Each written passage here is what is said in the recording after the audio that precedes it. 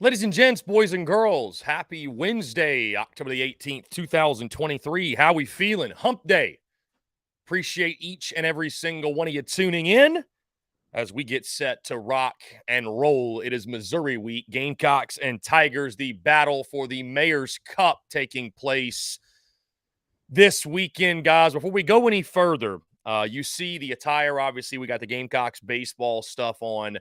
Want to take a moment of silence for the late, great Tommy Moody. Tommy was somebody who, anybody who loves Gamecocks baseball, watch Gamecocks baseball. If you ever went to Founders Park, you may have ran into him, but a voice very familiar, someone in the Gamecocks baseball community that was loved dearly. And again, my entire life listening to Gamecocks baseball games, taking in South Carolina baseball. Obviously, guys, I'm a huge baseball guy. Love Carolina baseball. Grew up on it. Was inspired by it. Was inspired by voices like Andy Demetra and Derek Scott, and of course Tommy Moody. So, a brief moment of silence for Tommy Moody here on this Wednesday.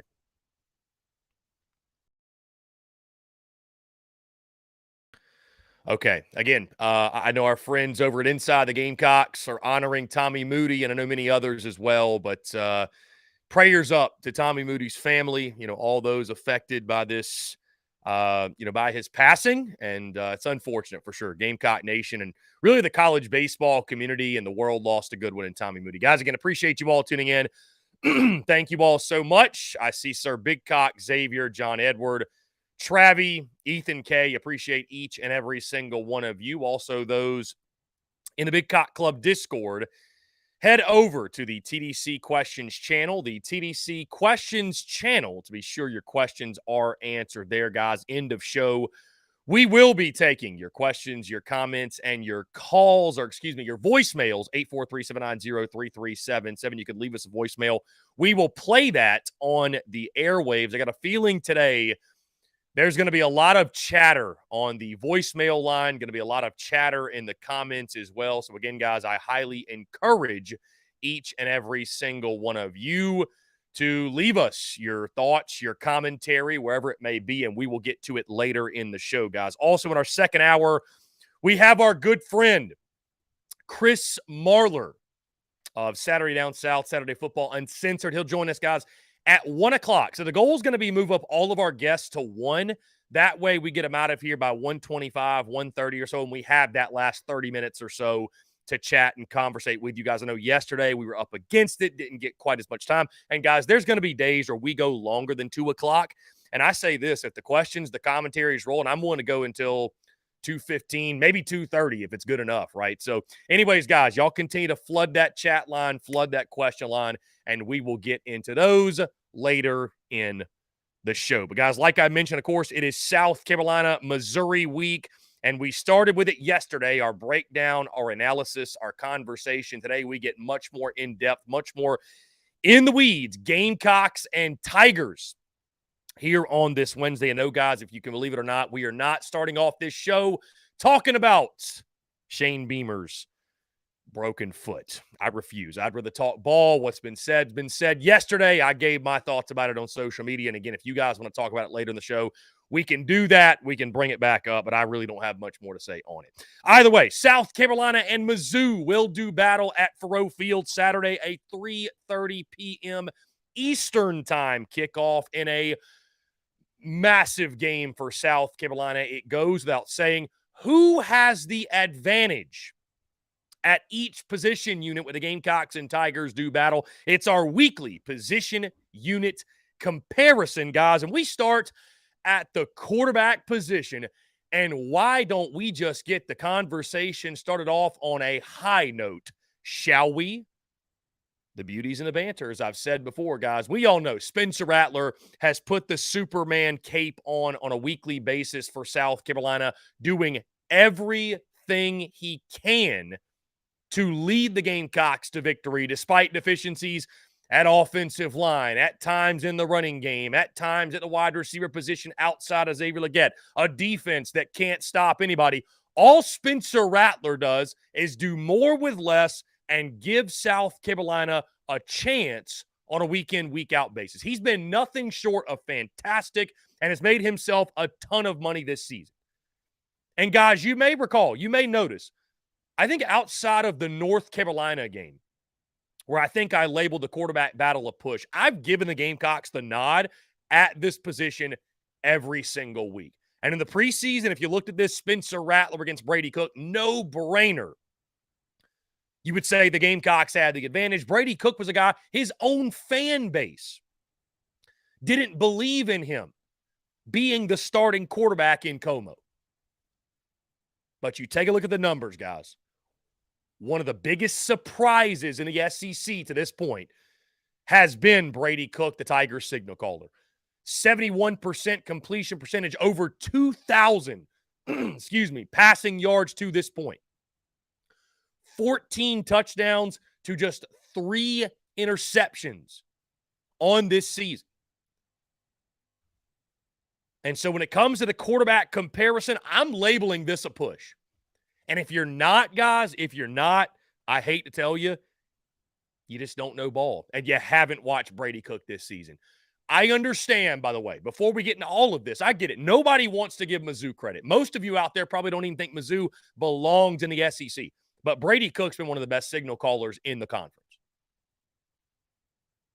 You also factor in, we're talking about road Spencer Rattler, where he's been significantly less effective against Brady Cook on his home field. That matters. I think it's going to be a great quarterback showdown. I think it's going to be a great quarterback battle. But I'm labeling this as a push. And again, guys, if you're not, you just have not watched Brady Cook play football this year. And if you have and you still want to give Spencer Rattler the overwhelming nod, you can convince me that the Gamecocks deserve to get the nod here with this position unit comparison. But I just think you got to put some respect on Brady Cook's name, man. And you look at the statistics, they're better than Spencer Rattler's. And Brady Cook is the QB1 of a team that is 6-1 and ranked in the top 25. I know he's gotten more help. I know he's got more help at the running back position, the wide receiver position, what have you. I get that. I totally get that. I'm not saying that he doesn't. But the numbers do matter, guys. Guiding your team to a 6-1 record and a top 20 ranking, that matters. And you compare these two guys, Spencer Rattler's done more with less. Brady Cook has better numbers, been one of the biggest surprises in the SEC. You put that all together, I see this as a push. Going to be a great quarterback battle between Brady Cook and Spencer Rattler on Saturday. We move to the running back position. Mario Anderson has done a fantastic job for the Gamecocks to this point, and you keep your fingers crossed that he really is 110% going into this football game, because they're going to need him for any semblance of a running game. Guys, I mean, it's you watch Mario Anderson, it's truly astonishing and hard to believe that it took this coaching staff as long as it did to identify that Mario Anderson was the best option back there. You also saw, I think, the reemergence of Juju McDowell last week against the Florida Gators, right? 2 touchdowns for him on just 3 touches in that ball game. De'Kerryon Joyner has more so transitioned into a support role, if you will. I don't see him being much of a factor at the running back position anymore. And Shane Beamer even pointed out that Dontavius Braswell is close to playing. You then look on the Missouri side, and they are led, guys, by a pair of really, really good ones. Cody Schrader and Nathaniel Pete serve as a 1-2 punch. Pete has dealt with some injury issues. Cody Schrader, 648 total yards to this point, 7 touchdowns, 5.7 yards per carry. Pete, 274 yards rushing on half the carries, 4.4 yards per carry, and 2 touchdowns to his credit. I know we're talking running backs, by the way, but how about Brady Cook, 50 carries for 70 yards, 4 touchdowns to his own credit. So you add in Brady Cook's legs as well, another dynamic the Gamecocks will have to account for. But I like what Mario Anderson is giving South Carolina at the running back position. I really, really do. I think that, you know, you look at him tote the rock, tote the football. He's going to give South Carolina a chance. He's going to give the Gamecocks a real threat of balance in the offensive attack. But the bottom line is this. The Gamecocks have Mario Anderson And then I think question marks of true running backs at the position. Mizzou's got a real legitimate 1-2 punch in Cody Schrader and Nathaniel Pete. I give Mizzou the nod at the running back position. Love that 1-2 duo. And I think South Carolina, a couple more weeks go by, you find a reliable number 2 guy, and I think this could be labeled a push down the road, but it's not down the road. It's right now. The 1-2 punch of Schrader and Pete, I think, is better than what South Carolina has. Give the Tigers the nod at running back. We move to the wide receiver position. And this is one that I think could cause a stir, could cause some debate. Of course, Xavier Legette has been fantastic, guys, one of the best wide receivers in the SEC and all of college football. But outside of him, where are the answers, right? Where are the answers? Trey Knox at tight end has stepped up really well, but at the true wide receiver position, is it Amarian Brown? Is it Eddie Lewis? Is it going to be Nick Harbor coming into a bigger role? Is it Luke Doty? Is it Omega Blake? Like, we just don't know. So you've got Xavier Legette. The rest of the room's a mystery. You look at what Missouri has. Luther Burden, you could argue, is right up there with Xavier Legette as maybe the best wide receiver in the SEC. Again, one of the most dynamic playmakers in this conference. 56 catches, 808 yards, 14.4 yards per catch, by the way, and 5 touchdowns to his credit. The biggest difference, though, guys, because I'm giving Missouri the nod when it comes to the wide receiver position as well, the biggest difference is they've got a second punch. They've got a second guy they can go to who's dynamic as well. Theo Weiss Jr., 34 catches, 400 yards, 5 touchdowns to his credit, where South Carolina, it feels like, is somewhat of a one-trick pony at the wide receiver position. Missouri has multiple guys they can beat you with down the field. I'm not even talking about the Johnson kid who's got 9 for 268, 29.8 yards per catch and 3 touchdowns. Cooper at wide receiver, 22 for 302, 13.7 per catch. They got some dudes at the wide receiver position. They've done a good job recruiting there. They did well in the portal getting Theo Weiss Jr., and that 1-2 punch of Burden and Weiss Jr. gives the Tigers the nod over the Gamecocks at the wide receiver position. We move to the tight end spot, where the leading tight end for Missouri is Norfleet, 9 catches for 104 yards and a touchdown. Guys, I think you look at what Trey Knox has done. I think 15 catches over the last 2 weeks. Joshua Simon maybe starting to come into his own after the touchdown catch against the Florida Gators. I do give the Gamecocks the nod at the tight end position. I think South Carolina's got more quality depth at the spot. They use the tight ends, Missouri does, in the run game, run blocking, but not nearly as much as South Carolina in the passing game. I think South Carolina is more dynamic at this position than Missouri is, and for that reason, I do give the Gamecocks the nod at the tight end spot. We move to offensive line. And this is one, guys. I think you saw South Carolina take strides last weekend, right? Starting Nick Gargiulo at center, sliding Trey Jones to right guard, and Vershawn Lee to right tackle. Unfortunately, it sounds like Vershawn Lee will not go in this football game. Shane Beamer listing him as doubtful in his press conference yesterday. If that is the case, Sidney Fugar, it sounds like, will be your starting right tackle. I'm sure we're going to see a lot of Trovon Bowe, of course, Big Tree Babalade on the left side of the offensive line. It's still very much makeshift, guys, whether it be because of injury, whether it be because of poor performance. It just seems like, for whatever reason, the Gamecocks cannot catch a break when it comes to the offensive front. We all know the sack numbers. We all know where South Carolina ranks in regards to yards per game rushing. I will not repeat that and bang that into your heads. You look at Missouri.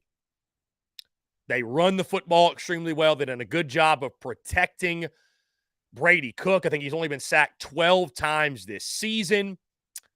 And they've got some legitimate big uglies up front, guys. When you take a look at the offensive line, 3 of 5 return, tons of experience in there too deep. Like I mentioned, you look at the rushing attack, only averaging 139.9 yards per game, but the passing game is where they've made their money. 306.7 yards per game through the air.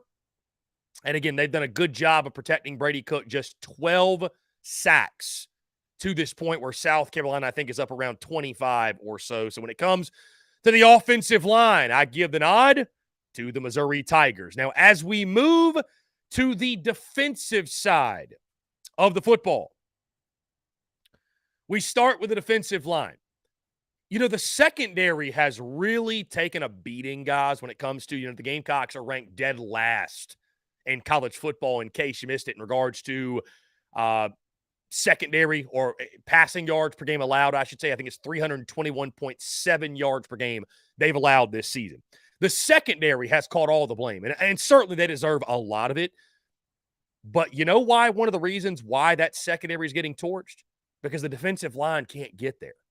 There's no pressure. There's no semblance of pressure on any opposing quarterback. Your edge position, guys, I've mentioned this before. I'll say it again. This is an FCS level defensive line. You are FCS level at the edge spot. Flat out.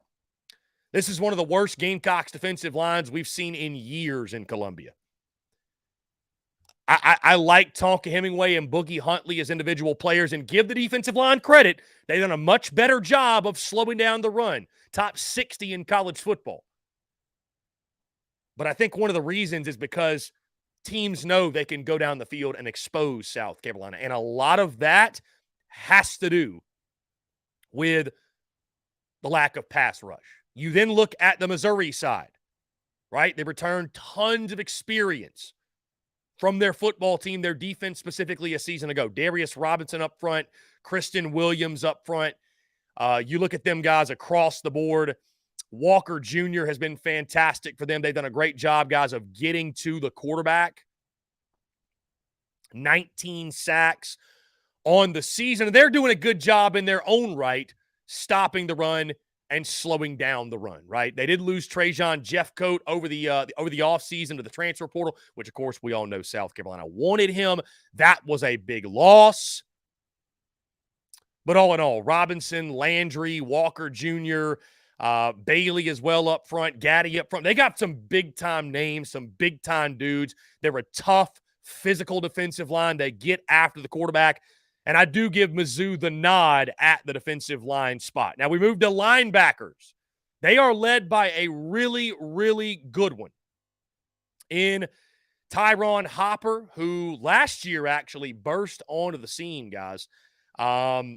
He was a 2022 breakout star for them, returned right in the middle of that Missouri Tigers defense. And he leads the Tigers right now. 39 total tackles, has a sack to his credit, 3 pass deflections. He's been all over the field for Missouri. Now, there's somewhat of a drop-off after that. Granted, here's the thing. You're not going to see all the linebackers and defensive backs at the top of Missouri's tackles list because their defensive line has been active, unlike South Carolina's, right? But you look at the linebacker position. Bailey's been good for them. Hicks has been good for them. But I will say, though, the group of Debo Williams, can Stone Blanton go? We shall see.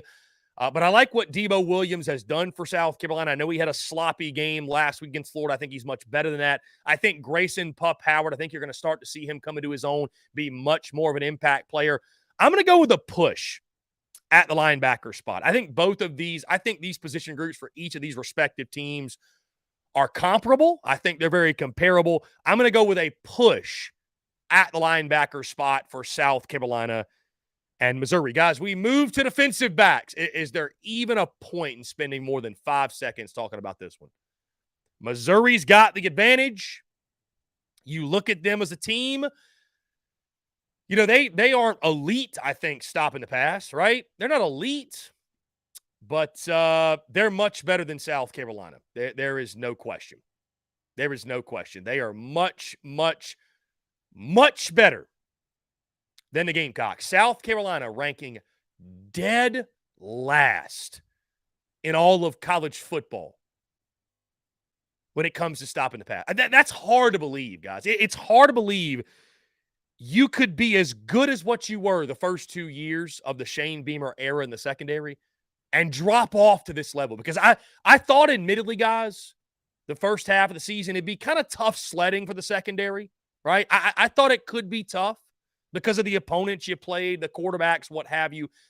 I thought there was a chance that we could see the numbers drop off, but to this level, even I'm stunned.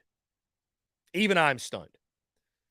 And you look at what Missouri's got in their back end. Ennis Rakestraw Jr., Chris Abrams-Drain, Jalen Carley's at safety, Joseph Charleston, all returned in the secondary. They've all been fantastic. They've all been really, really good for Mizzou, guys.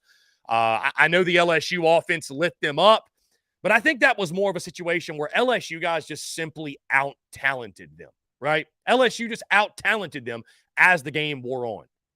But Charleston, guys, 36 total tackles.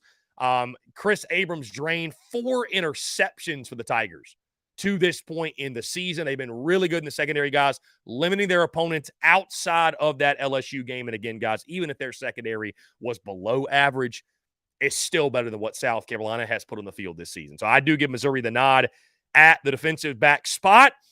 We move to punter and kicker. And this is one, again, that I think may send people for somewhat of a loop, if you will. But gone are the days, guys, where I think it was a no-brainer and so obvious where, Beamer ball, Pete Limbo, South Carolina special teams, they should get the nod over the game. They should get the nod over anybody. Like, Kai Kroger's been less than stellar, guys. He's been wildly inconsistent. Mitch Jeter's been good. Mitch Jeter's definitely been good, but, Kai Kroger's been just sort of there. And you take a look at Missouri, and, their punting situation, it's nothing that's stellar. I'm not saying I take their punter over Kai Kroger necessarily, but I think it's much more even now. I just think it's much more even. Like, you look at them on special teams.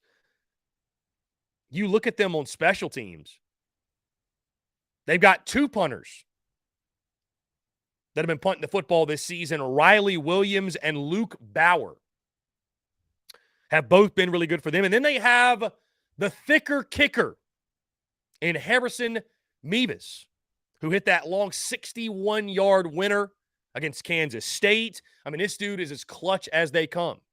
And so with all due respect to Kai Kroger and Mitch Jeter and those guys, they've been solid. I'm not saying they've been bad, but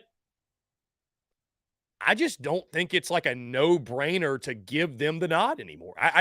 When you look at what Kai Kroger's done, I don't think it's a no-brainer to give them, say that they're just head and shoulders above everybody else. So when it comes to punter and kicker, I'm going with a push here, guys. I'm going with a push. I like Mevis at the kicking spot. I think they've been really good punting the football as well. And again, it more so goes back to South Carolina has just been – they've been average. They've been average, guys, and the numbers reflect that. South Carolina has been average in the special teams department this season. I think that's one of the big reasons why they sit at 2-4 this season. So when it comes to kicker and punter, a push between the Gamecocks and Tigers. And finally, guys, coaching. I give Missouri the nod here. I give Mizzou the nod. When you've got a coach that's been so dominant against you like Eli Drinkwitz, and especially, guys, you look at last year. Eli Drinkwitz and that coaching staff, guys, they ran circles around the Gamecocks last year. Ran circles around them. Missouri on a 4-game winning streak. Eli Drinkwitz on a 4-game winning streak. And I'm not one of those, even with the craziness of this week with the Shane Beamer broken foot thing and the post-game presser after the Florida game. Guys, I'll say this admittedly. We make too much of the pressers. Like, who really gives a damn? It's not more important than winning and losing. The biggest problem this week is that you lost to Florida. It's not the fact that Shane Beamer said this or said that or what have you.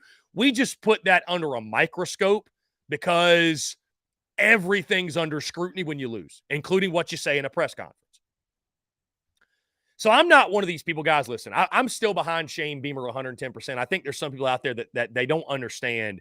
You can have an opinion. You can have a critical opinion. You can disagree with something. You can disagree with the way Shane Beamer does something or be critical of something he does and still be behind him 110%, which is where I am. But you got to give credit to Eli Drinkwitz and his coaching staff, man, because they've ran circles around the Gamecocks going beyond the Shane Beamer tenure. And until we see otherwise, until we finally see Shane Beamer and his staff beat Eli Drinkwitz, he deserves a nod, 110%. You want to change that narrative? You want to get that back to even or surpass Eli Drinkwitz and Mizzou? You got to beat him. Because contrary to popular belief in Gamecock Nation, you're not a better program than Missouri. And Shane Beamer is not a better coach than Eli Drinkwitz until you prove it on the field. And you'll have that opportunity this weekend. Guys, that being said, let's go ahead and jump into our first break of the day. On the other side, we'll keep the conversation rolling here on this Wednesday. You're tuned in to the Daily Crow. The Daily Crow is brought to you by our friends at Carolina Cigars. Carolina Cigars has been in operation since 2008, recently taken over by the Peterson family in 2020. Whether you're new to the cigar scene or whether you've been enjoying cigars your entire life, Carolina Cigars has the expertise and knowledge to make your visit to their shop enjoyable. Stop by for a fine cigar and experience their classic cigar lounge where people come together, share conversations, and become friends. So if you're into cigars and you're on Hilton Head Island, you really do need to go by and see them. They offer same-day shipping nationwide, free delivery island-wide for weddings and all special occasions. They're also proud to offer premium cigars at 9 outside humidor locations around Hilton Head Island, and they have special events throughout the year as well. They want to talk to you. They want to engage. They want to share with you their cigar selection they're very proud of and their beautiful cigar lounge. When you're in the Low Country, there's only one place for cigars. That's Carolina Cigars, and there's only one place I get my cigars. That's Carolina Cigars, Hilton Head Island's premier cigar merchant. Come and share your passion. It's all here at Carolina Cigars. Give them a follow on Instagram at Carolina_cigars, or give them a call today at 843-681-8600. That's 843-681-8600. Smoke them if you got them, and tell them that Chris from the Spurs Up Show sent ya. The Daily Crow is also brought to you by our friends over at A1 Air Quality Consultants. Headaches, coughing, running nose while in the office or just in your home, call A1 Air Quality Consultants to have your air checked today. From Columbia to Asheville, Anderson to Charlotte, they are your breath of fresh air for all of your air quality needs. Be sure to give them a call or shoot them a text today at 864-619-2092. That's 864-619-2092. You can also contact them via email at a1airqualityconsultants@gmail.com. Be sure to check them out. We thank A1 Air Quality Consultants for their love and support of the Spurs Up Show, and tell them that Chris from the Spurs Up Show sent ya.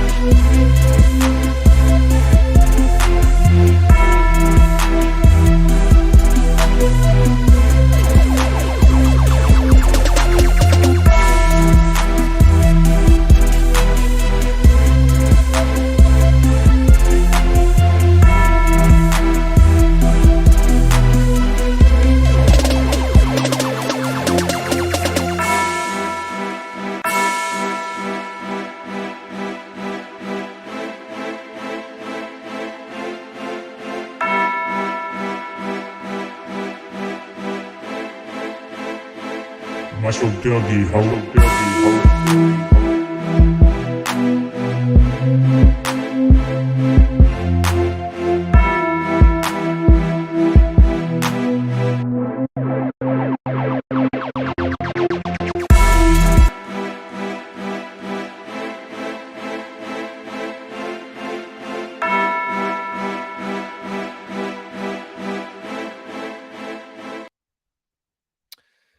Ladies and gents, boys and girls, we're back here on this Wednesday, October the 18th. Breaking news, Shane Beamer on his Wednesday teleconference updating that Juice Wells will indeed not play Saturday against the Missouri Tigers. That is official. He is out with an injury. And guys, I just, if you want to know my honest opinion, I don't know. I don't know if I want to try to guess on Juice Wells' injury status, but I think it's safe to say that he's out for the season. Again, we've mentioned that, I think, even last week. And I'd love to be pleasantly surprised, even if he just returns for, say, Kentucky and Clemson or something like that. But I just, at this point, I do not have high hopes that Juice Wells will return this season. So, again, I'd love to be wrong. I've been wrong many times. I'd love to be wrong yet again.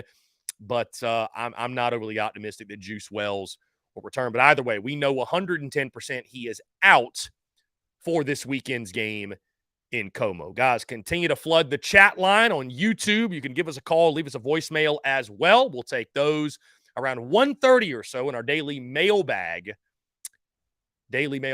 segment. That being said, guys, we keep the conversation rolling.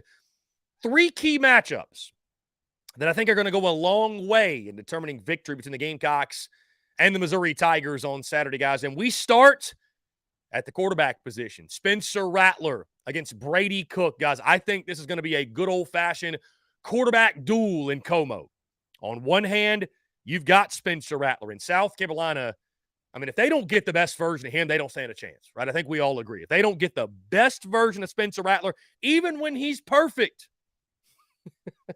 a lot of times it's not enough because of other problems with the football team. And then you've got Brady Cook, who's been fantastic for Missouri this season. I think there's going to be a lot of points in this game, guys. I've already locked in over 59.5. If South Carolina is going to go on the road and right the ship and do the unthinkable, it's going to be because of the right arm of Spencer Rattler. We're going to look back and reflect on the ball game and say Spencer Rattler put this football team on his back and maybe even elevated to a level that we have not seen yet. You're going to have to utilize the passing game early and often. Probably going to be tough to run the football against this Missouri front. This Missouri defense as a whole, guys, really, really good. Really, really good. And you've got to find ways to disrupt Brady Cook. But I could see this game, guys. You might notice, too, on a side note, the Vegas spread, it continues to tumble. Opened up at 8. Yesterday it was at 7.5. Today it's at 7. Gamecocks as an underdog. Vegas is expecting a close game. Sharps in Vegas who are betting are expecting a close game. Spencer Rattler against Brady Cook. Which quarterback flinches first? I know a lot of this game is going to come down to what their teams around them do, but I really do see this being a game in which quarterback play is at a premium. And if one of these two guys, whoever it is, if they have an off performance, off game, what have you, that's probably going to be it for their respective team. So, Spencer Rattler, Brady Cook. Cook's been fantastic this year. So has Rattler. Which one emerges on top on Saturday? My second key matchup. Can this Gamecock secondary stop anybody, guys? And a guy that I think we all believe he's much, much better than what he showed in that game against Florida. Marcellus Dial going up against Luther Burden, one of the most dynamic playmakers in the SEC, guys, and you could argue the best wide receiver in the SEC. Now, he's going to need more help as well because you've also got Theo Weiss Jr. But Marcellus Dial needs to get back to, we didn't hear his name a lot in the first couple of weeks, right? It was like, where is Marcellus Dial? Well, it's because he was locking down his side of the field, guys. It's because You didn't have to worry about what Marcellus Dial was doing because the receiver he was on was blanketed. No need to talk about him. That was not the case against Florida. And that entire secondary struggled mightily. If it's just free reign again, guys, and you're giving up the big plays and the big shots down the field and you got no answer for what Brady Cook and Luther Bird and that downfield passing attack can do, I don't see you having much of a chance in this football game. And you watch Luther Bird, man. I mean, he is electric in so many different facets, so many different ways in the football game. And what's scary is last week, he only had 2 catches. He wasn't really a factor in that game against Kentucky, and Theo Weiss Jr. went off. But you've got to shut down Luther Burden first, guys. I think to have a real shot in this game, you've got to limit Luther Burden. You've got to limit him. You've got to, you're not going to completely take him away more than likely, but Marcellus Dial's he's got to follow up one of his worst performances of the season with one of his best performances of the season. Marcellus Dial against Luther Burden on the outside, going to be a ton of fun to watch. And finally, guys, my third and final key matchup. We mentioned our keys to victory, right? Beamer ball emerging once again and becoming a much, much bigger part of the recipe for South Carolina. Mitch Jeter against Harrison Mevis, the 2 kickers. I think the 2 kickers, because I do think special teams is going to be at a premium in this football game. And for South Carolina, you can't come up empty-handed. Guys, I could actually see this being a close game, believe it or not. I could see this being a really, really tight ball game in the fourth quarter and a kicker's foot deciding it. How ironic that a foot would decide the winner of this game on a week like this. Either way, I digress. Jeter against Mevis. I am really excited to see these 2 guys go at it again. Mevis, one of the best in the SEC. Mitch Jeter's been Mr. Automatic since he stepped foot on campus. In a game like this, any sort of points could be at a premium, right? This game, the South Carolina-Mizzou series, guys, for whatever reason, although Mizzou has dominated the last 4 weeks, it's been a really, really tight series. It's been really close. It's been really, really back and forth. And so these 2 kickers going at it to it the best of what they do, a couple of missed field goals or made field goals one way or the other could certainly have an impact on this game, who wins and who loses. So, guys, my 3 key matchups against the Missouri Tigers, and 3 matchups I think are going to go a long way in determining the winner of this game. Spencer Rattler against Brady Cook, Marcellus Dial against Luther Burden, and Mitch Jeter against Harrison Mevis. Guys, that being said, let's go ahead and jump into another quick break. On the other side, we're going to take a drive around the SEC, look at all the upcoming action this week, and I'll give my brief thoughts on all of the games on the upcoming slate, guys. All that and more on the other side of this break. You're tuned in to The Daily Crow. The Daily Crow is brought to you by our friends at Carolina Cigars.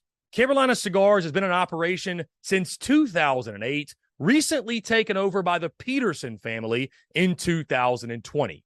Whether you're new to the cigar scene or whether you've been enjoying cigars your entire life, Carolina Cigars has the expertise and knowledge to make your visit to their shop enjoyable. Stop by for a fine cigar and experience their classic cigar lounge where people come together, share conversations, and become friends. So if you're into cigars and you're on Hilton Head Island, you really do need to go by and see them. They offer same-day shipping nationwide, free delivery island-wide for weddings and all special occasions. They're also proud to offer premium cigars at 9 outside humidor locations around Hilton Head Island, and they have special events throughout the year as well. They want to talk to you. They want to engage. They want to share with you their cigar selection they're very proud of and their beautiful cigar lounge. When you're in the Low Country, there's only one place for cigars. That's Carolina Cigars, and there's only one place I get my cigars. That's Carolina Cigars, Hilton Head Island's premier cigar merchant. Come and share your passion. It's all here at Carolina Cigars. Give them a follow on Instagram at Carolina_cigars, or give them a call today at 843-681-8255. 8600. That's 843-681-8600. Smoke them if you got them, and tell them that Chris from the Spurs Up Show sent ya. The Daily Crow is also brought to you by our friends over at A1 Air Quality Consultants. Headaches, coughing, running nose while in the office or just in your home, call A1 Air Quality Consultants to have your air checked today. From Columbia to Asheville, Anderson to Charlotte, they are your breath of fresh air for all of your air quality needs. Be sure to give them a call or shoot them a text today at 864-619-2092. That's 864-619-2092. You can also contact them via email at a1airqualityconsultants@gmail.com. Be sure to check them out. We thank A1 Air Quality Consultants for their love and support of the Spurs Up Show, and tell them that Chris from the Spurs Up Show sent ya.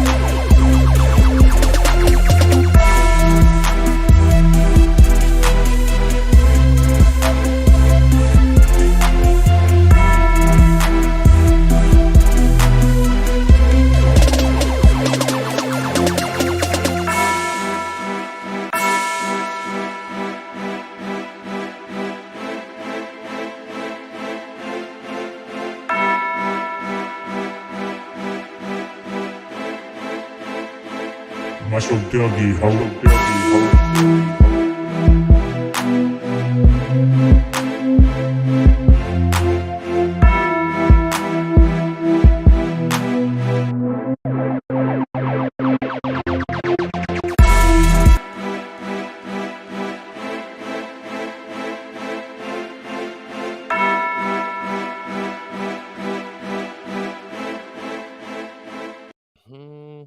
Ladies and gents, boys and girls, we're back here on this Wednesday, October the 18th, 2023. Appreciate each and every single one of you tuning in. Let's keep the conversation rolling, guys. My good friend Chris Marler of Saturday Down South, Saturday Football Uncensored, will join the show at 1 o'clock. We'll talk all things Gamecocks, SEC, everything in between. But in the meantime, guys, our weekly drive around the SEC as we look at all the action upcoming this weekend. We start in Fayetteville, Arkansas, taking on Mississippi State, guys. This is a huge game, noon Eastern time kickoff on ESPN. You talk about a pair of teams, a pair of programs, and a pair of fan bases that desperately need a win. It's these two. It's these two, right? On the Mississippi State side, Zach Arnett in year one. Most Bulldog fans think he was the best of a bad situation, right? He's not going to be the long-term answer. They're ranked dead last in the SEC in recruiting. Then you got the Arkansas side and Sam Pittman, whose seat is absolutely burning up, right? Seat is on fire.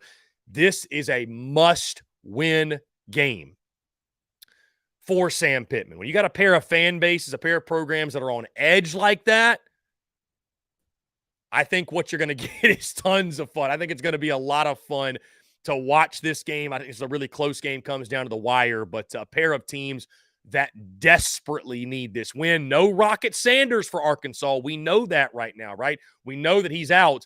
Mississippi State coming off the bye week. This is a fascinating matchup. Cannot wait to watch this one play out. Alabama taking on Tennessee, the third Saturday in October, 3:30 kickoff Eastern time on CBS. Revenge game. This is a revenge spot. Bama's looking for the revenge after last year, the 52-49 loss that took place. 52-49 was the final in that game. Tennessee, of course, getting the win. The matchup, guys, I'm really excited to see in this one. Tennessee's front seven against that Alabama offensive line that has struggled all year long.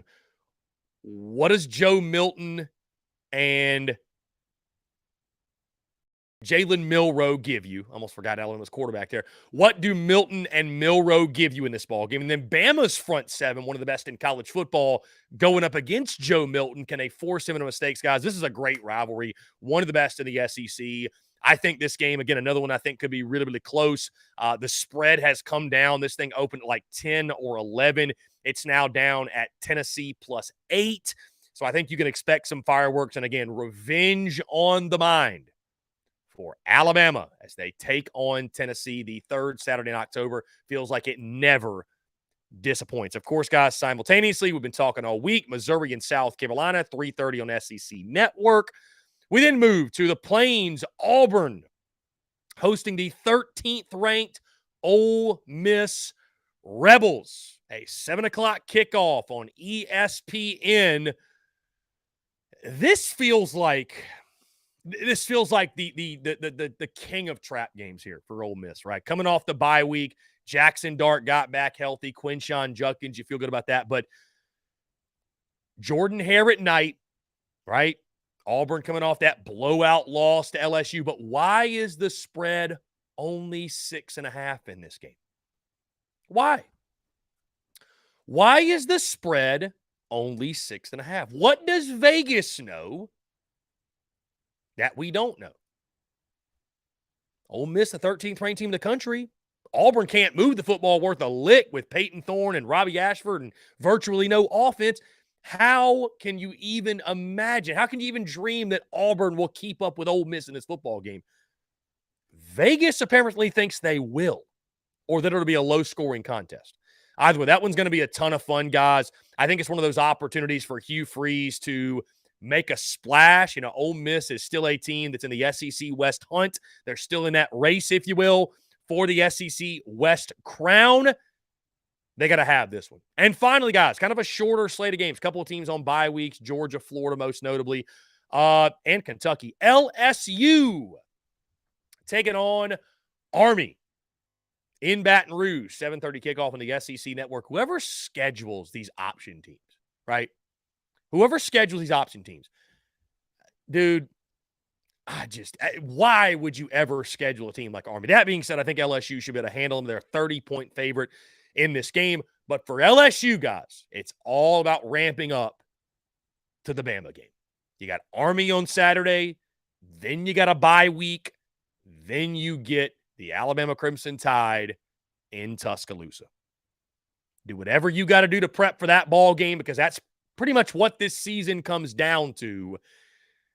But don't be surprised if Army gives LSU some headaches in this game. But all in all, it should be a fun night in Baton Rouge for the faithful down there, the Bayou Bengals, if you will. And again, prepping for Bama, getting ready. That is the key for LSU in this one and beyond. Guys, that being said, let's jump into one more break. We'll set the scene for our good friend Chris Marler of Saturday Down South, Saturday Football Uncensored. Looking forward to chatting with him. All things Gamecocks, SEC, and everything in between. Guys, all that and more on the other side of this break. You're tuned in to the Daily Crow. The Daily Crow is brought to you by our friends at Carolina Cigars. Carolina Cigars has been in operation since 2008, recently taken over by the Peterson family in 2020. Whether you're new to the cigar scene or whether you've been enjoying cigars your entire life, Carolina Cigars has the expertise and knowledge to make your visit to their shop enjoyable. Stop by for a fine cigar and experience their classic cigar lounge where people come together, share conversations, and become friends. So if you're into cigars and you're on Hilton Head Island, you really do need to go by and see them. They offer same-day shipping nationwide, free delivery island-wide for weddings and all special occasions. They're also proud to offer premium cigars at 9 outside humidor locations around Hilton Head Island, and they have special events throughout the year as well. They want to talk to you. They want to engage. They want to share with you their cigar selection they're very proud of and their beautiful cigar lounge. When you're in the Low Country, there's only one place for cigars. That's Carolina Cigars, and there's only one place I get my cigars. That's Carolina Cigars, Hilton Head Island's premier cigar merchant. Come and share your passion. It's all here at Carolina Cigars. Give them a follow on Instagram at Carolina_cigars, or give them a call today at 843-681-8600. That's 843-681-8600. Smoke them if you got them, and tell them that Chris from the Spurs Up Show sent ya. The Daily Crow is also brought to you by our friends over at A1 Air Quality Consultants. Headaches, coughing, running nose while in the office or just in your home, call A1 Air Quality Consultants to have your air checked today. From Columbia to Asheville, Anderson to Charlotte, they are your breath of fresh air for all of your air quality needs. Be sure to give them a call or shoot them a text today at 864-619-2092. That's 864-619-2092. You can also contact them via email at a1airqualityconsultants@gmail.com. Be sure to check them out. We thank A1 Air Quality Consultants for their love and support of the Spurs Up Show, and tell them that Chris from the Spurs Up Show sent ya.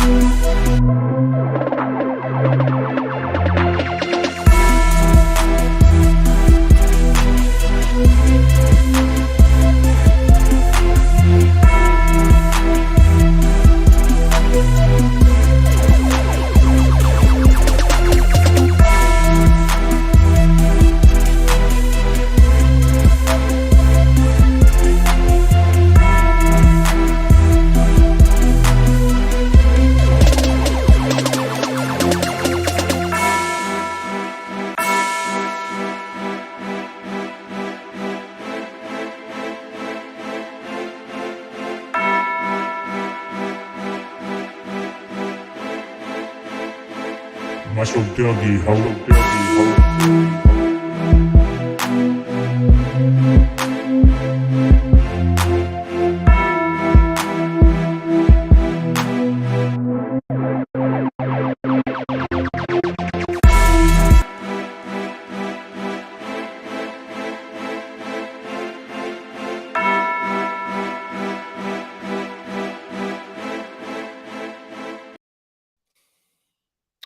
Ladies and gents, boys and girls, we're back here on this Wednesday, October the 18th, 2023. We await our good friend Chris Marler of Saturday Down South, of Saturday Football Uncensored. Appreciate each and every single one of you tuning in. Let me ask you guys this, and we'll get into questions later in the show. Let me ask you this. Do you guys like the structured format of how the show follows, or would you prefer kind of an open-ended or kind of a revolving door of topics week to week to week? Just a question. Just something I was thinking about over the break. Anyways, really excited to hear from Chris Marler. Excited to hear from you all as well, guys. Be sure you continue to leave your questions, your comments on YouTube. You can also text us on the text line 843-790-3377. You can also call and leave us a voicemail, and we will play that on the airwaves later in the show.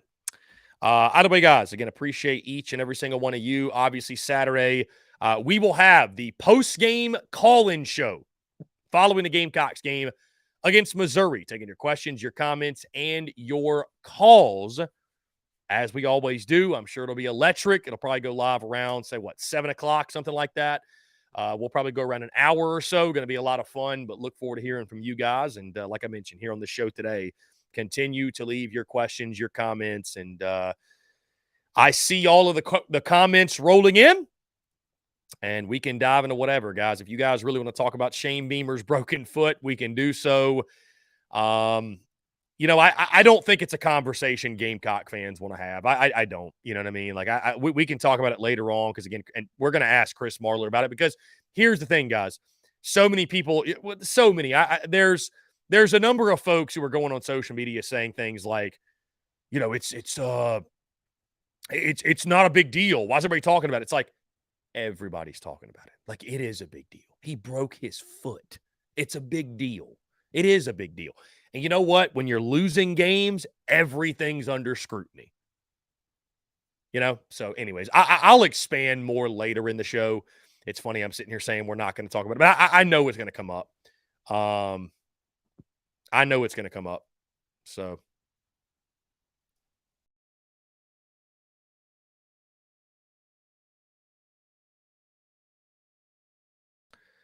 let's see.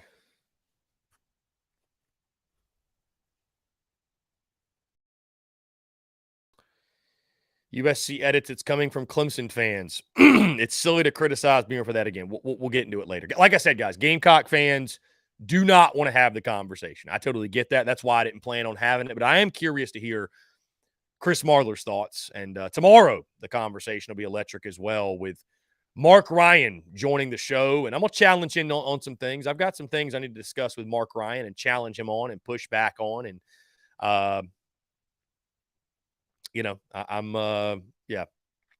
some things we need to discuss. We'll just leave it at that. So, some things we need to discuss. Anyways, guys, appreciate you all tuning in. A huge content day. Huge content day here on this Wednesday. We dropped our mid-season quarterback rankings. Mid-season quarterback rankings this morning. Spencer Rattler obviously shot up that list. Number 2 on our list. Really, really good stuff. So, anyways, guys, we wait for Chris Marler. How are y'all feeling going to the Mizzou game? Because I'll tell you this. Going through and breaking it down, and like it is slightly depressing to look at it. I mean, I'll tell you this. For South Carolina to get to 6 wins, they got to win one of these next 2 games. They've got to win one of these next 2 games. It has to happen. It simply put, flat out has to happen. They've got to find a way to win one of these next 2. I don't think you're going to rattle off 4 straight home wins. Maybe you will. Maybe you will. But you don't want to be in that position, do you? You don't want to be in the position where you have to win 4 in a row just to get to 6 wins. And like the mentality and the mental side of things. Where's your team going to be at mentally if you're 2-6?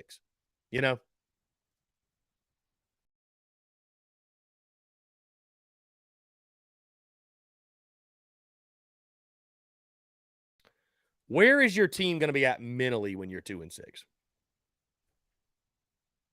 So,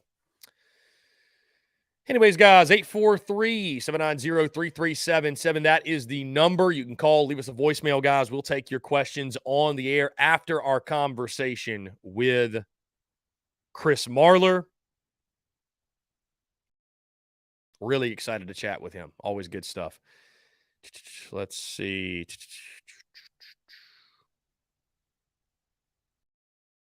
Okay. Awesome. He's jumping in here in just a second.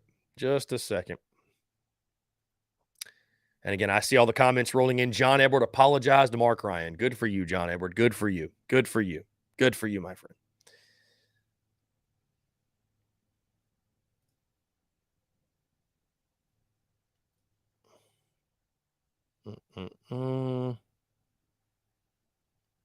Also, by the way, guys, what's taking place is SEC basketball media days. Gets nowhere near the publicity that football does, but today and tomorrow in Birmingham, Alabama, the SEC tip-off is taking place. SEC tip-off taking place. I'm excited for basketball season. I'm excited for basketball season. Gamecocks 14th by the media, which you can't blame them after what South Carolina did last year, what they returned. But before you know it, basketball season, about 2 weeks, I think it will be here. So we'll be talking football and hoops. It's always fun when we double dip and talk both sports. Guys, that being said, like I mentioned, he is in here waiting, so we're going to go ahead and get into him. Every single Wednesday, he joins the show. We appreciate him taking the time. Our good friend, Chris Marler, Saturday Down South, Saturday Football Uncensored. Chris, what's going on, my friend? I appreciate you taking the time. Thanks so much for doing this yet again. Yeah, man. It's this. I feel like this is like the first, not like wall to wall great weekend of football we've had in like a month. But which that probably means it's going to end up being like an incredible Saturday. So we'll see. Yeah, it's kind of a skinnier slate, man, with Georgia, Florida, Kentucky, others on their bye weeks. But like you mentioned, we do have some really great action to get into. Chris, we have to start with the obvious. The Shane Beamer foot thing. What's your immediate takeaway, immediate reaction? Are people making too much of it? I've had a lot of Gamecock folks tell me this shouldn't even be a talking point, but it is, and it's understandably so a talking point. Your reaction to it. So it's weird because I've said like all along, I think I've called Beamer like skinny Sam Pittman a bunch of times. Like he's super likable. It's really hard not to like Shane Beamer. All of a sudden this season, he's done like a pretty good job of doing a 180 on that. Like people are really tired of his like press conferences. And I really don't think any of the press conferences have been bad. You know, like I guess I'm older, so I come from like the generation of like, we've lied about cheating and buying players and keeping that under wraps for years and years and years. I don't know how you couldn't come up with a better excuse than telling the entire world that you kicked something and broke your foot, because it's just a bad look. Like I don't think it's a huge deal. And I know Gamecock fans were kind of, I guess, on like most of them I think came to his defense, and that's whatever. But yeah, I don't think it's a huge deal. But I don't know why he decided to tell the media that, and because like he's been criticized a bunch for his reactions in press conferences for not necessarily taking blame for stuff. So why he decided to start taking blame with this is shocking to me. Yeah, I mean, I think that's why he had to say what it was. To your point, Chris, I'm already exhausted of it. And, you know, I said it yesterday that if South Carolina goes out and beats Mizzou, it's a footnote, no pun intended. There it is. But it'll be a footnote, right? And the bigger problem is that you're losing football games, which we're going to talk about in just a second. But I do agree with you. Like, why not just make up something else? Because you know the narrative out there is you're a guy who you wear your heart on your sleeve. Yep. Your emotions run wild, and the same thing that people love you for will be the same thing that they damn you for.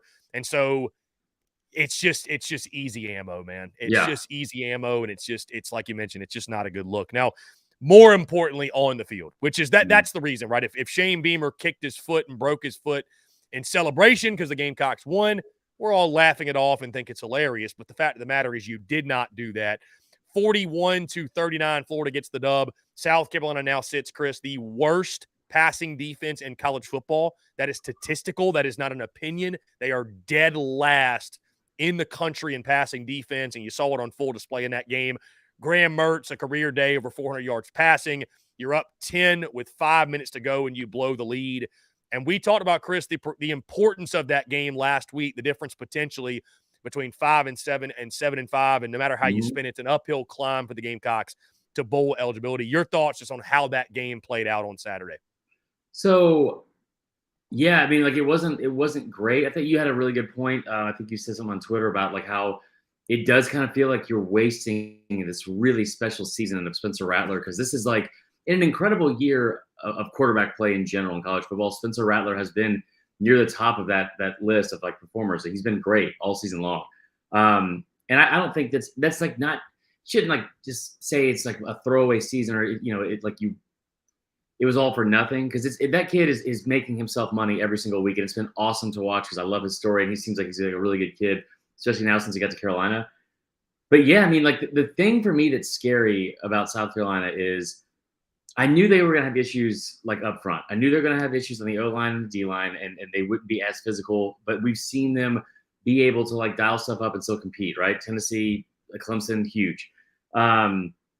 What's scary to me is that a team like Mississippi State, who has taken Will Rogers and threw 17 total passes in a double overtime game against Arizona, decided, you know what, we're just going to come out here and throw it 40-something times because that's how you beat Carolina. Graham Mertz, who has been a really good quarterback this year, but the fact that Billy Napier was like, you know what, this is a massive game for me, I'm going to put it all on Graham Mertz's shoulders, because it's not like Carolina's been great at stopping the run either. And they decided they were going to go out there with Graham Mertz and Ricky Pearsall, which is the most 1988 name ever, and throw for 48 times. Like that like it's that worries me, because those are two teams that are near the bottom of I think the pecking order in the SEC, especially like offensively, and they torch y'all. How worrisome is it when your defensive coordinator makes his Twitter private because of the chatter on social media?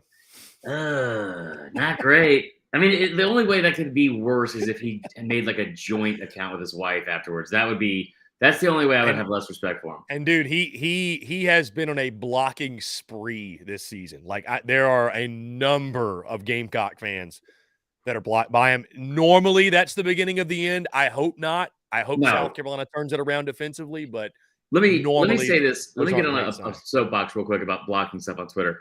There's so many people that go on Twitter just to be an asshole for no reason. I don't know if that's like their outlet, if they think that's like their Sims character, to go out and just be the worst person possible.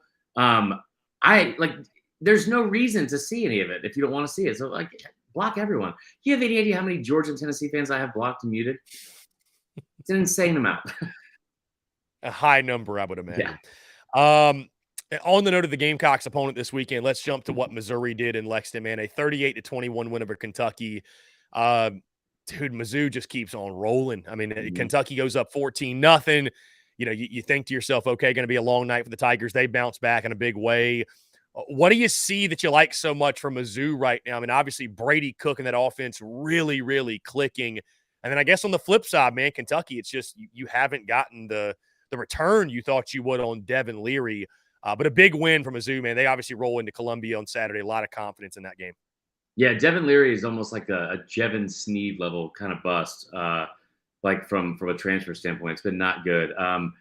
Mizzou was awesome last week. I had so much fun watching that game. I was actually with a buddy of mine who's a big Mizzou fan, and we were watching it. Like you said, they go down 14-0, and they haven't won in Kentucky in Kroger Field in like a decade. And that is a series that they've struggled in, a lot like South Carolina, where I think they're the better team a lot of times, but somehow Kentucky wins, and it's always in some weird way they win.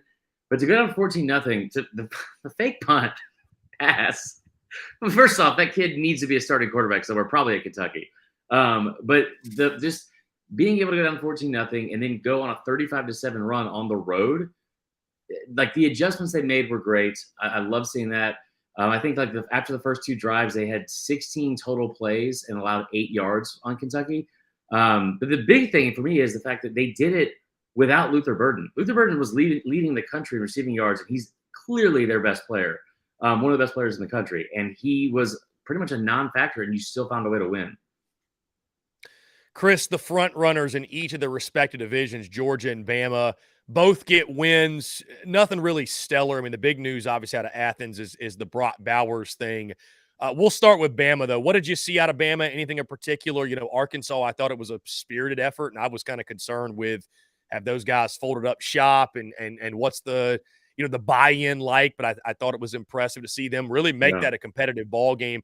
From Bama and Georgia, respectively, what did you see from those two teams? Anything stand out or just kind of, two teams going through the motions to get the W? I mean, what jumped out to you from those two guys? Yeah, I love the reaction, like the Bama stuff, because it's like they barely beat Arkansas. It's like, I mean, I guess, yeah, if you look at the scoreboard, and it was like, I mean, I'm irrational at best when I watch Bama games. So like I was going through it at the end, like worried they were going to lose because all of it kind of came at once, and it was like this. I mean, Arkansas clearly took momentum, and it seemed like Bama couldn't get out of their own way.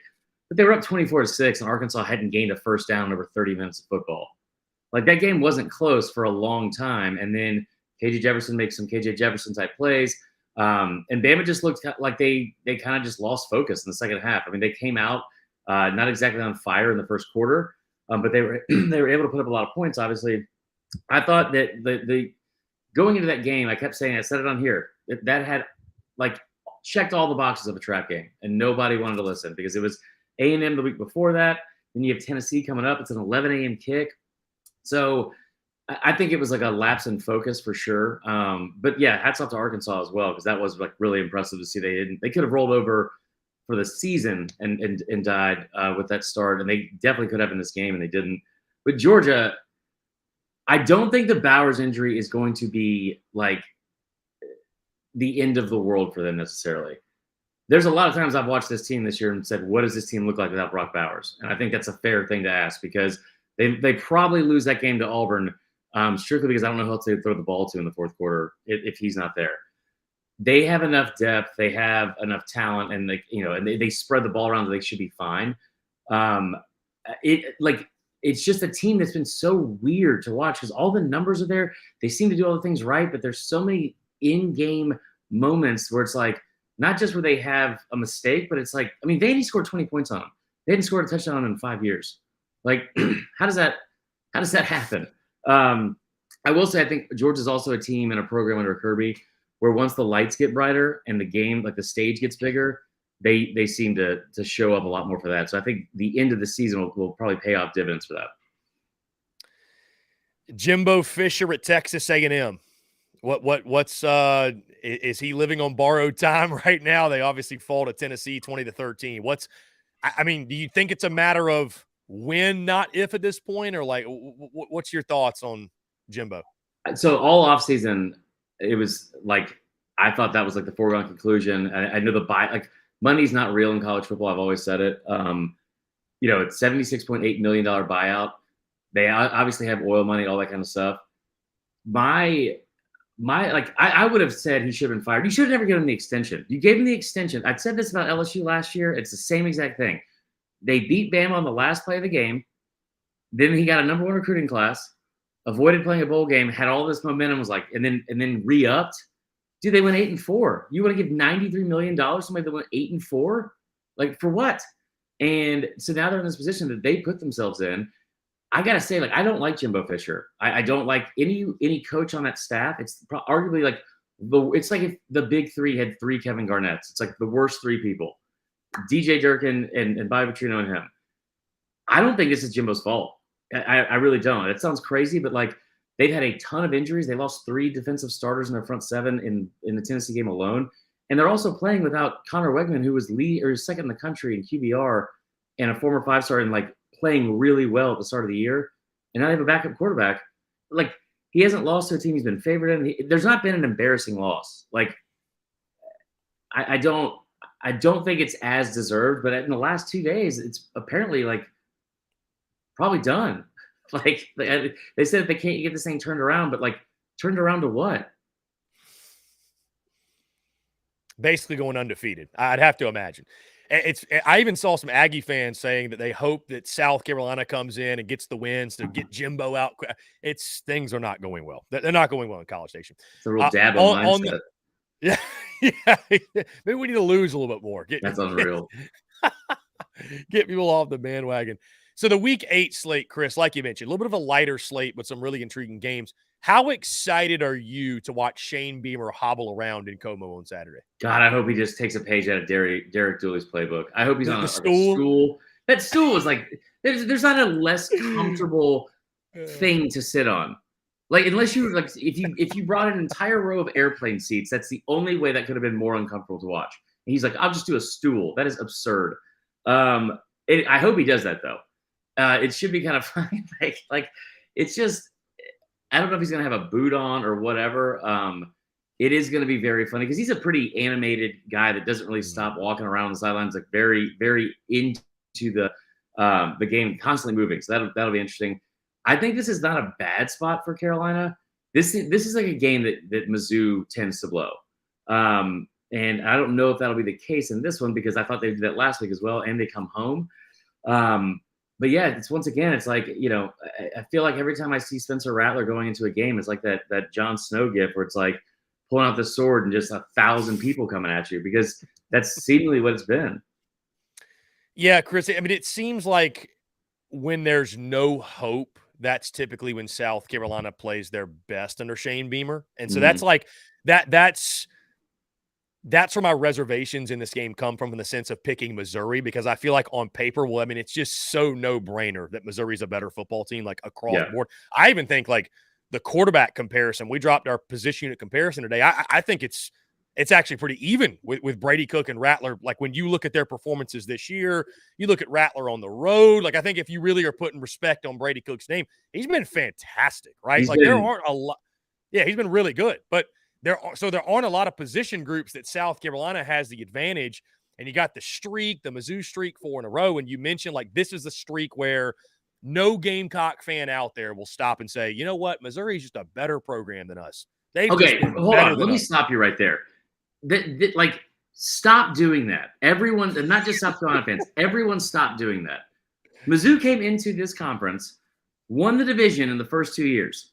They have, like, the fact that the only reason that we make fun of them is because of a geographical location. Like, why? They're a great school for one, and they've had some big wins in this conference. Like let's not forget that. I think that like it just blows out. It's such low hanging fruit. It's like we treat him like Gary Danielson or Nickelback for no reason, like just for no reason. Anyway, it drives me crazy. The Mizzou stuff, like them playing at home, Brady Cook has been awesome.